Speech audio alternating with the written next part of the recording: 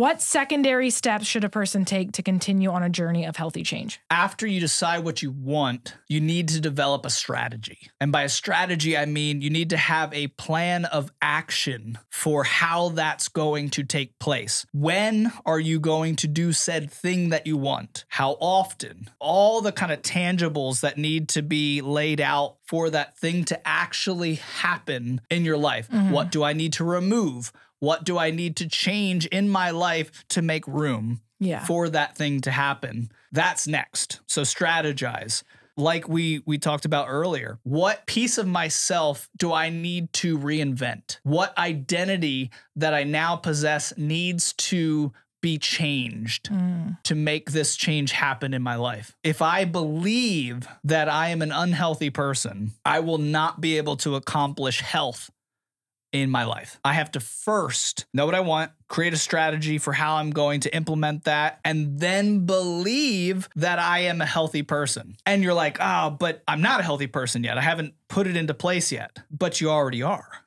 Because it's what you want. So it's a part of who you are. And then you're also strategizing. So you're already doing the work necessary to become a healthy person. So become it. That's like the first step of that, making that system that propels you forward. Yeah, identity is so closely linked with system-based habit building. And I would say the other thing that you want to do with that is make the change something realistic and doable one step at a time. Yeah, start small. Sometimes I think a lot of people do this, and I know I will do this. I will sabotage myself because I will have this picture of perfect Brittany that does everything that I wanted to change all at once. Oh boy, yeah. And then you fail, like you might do it day one or something, but then you fail and you're just so disappointed. Yeah. Because you tried to change way too many things. Pick one thing and take small steps forward with that. That's my advice to myself and everyone else. Yeah. I don't know if I'm going to be able to remember all of these, but there's 4 steps that James Clear lays out in Atomic Habits that I think would just be helpful for somebody that knows what they want and wants to implement a plan or a strategy for making that happen. You have to make it simple because you can't do things that are difficult that you've never done before. And complicated. You need to make it simple. So if your goal is to run a marathon, you need to start by walking around the block. Or even simpler, you need to put your running shoes on. And then maybe that's all you do for a month. Yeah.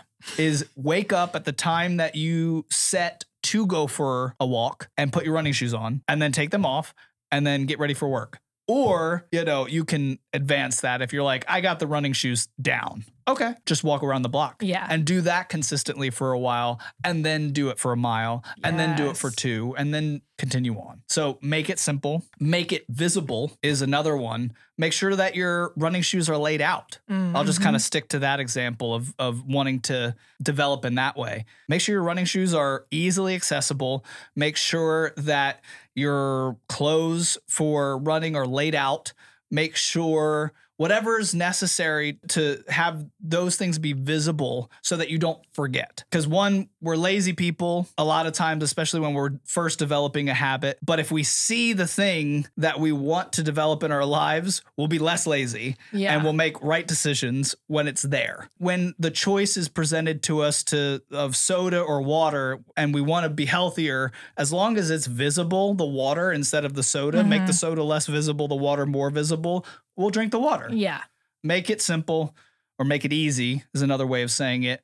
Make it visible. Make it, what's the other one? Make it rewarding. Yeah. Make it satisfying or rewarding. So make sure that there is something that you're gaining from you accomplishing that habit. Preferably, if you're trying to do a healthy thing, don't put a unhealthy reward as your reward for that healthy change. But another way to look at reward or satisfying is to combine habits where you can do a habit. Like let's say you want to start riding your bike, your like stationary bike. Well, put it in front of the TV. Because you love watching Netflix every night. So continue watching Netflix and get on your stationary bike and ride while you watch Netflix. That's like, your reward. Yeah. Yeah. So there's so many different ways that you can implement a habit, but those are just some simple ways to get started.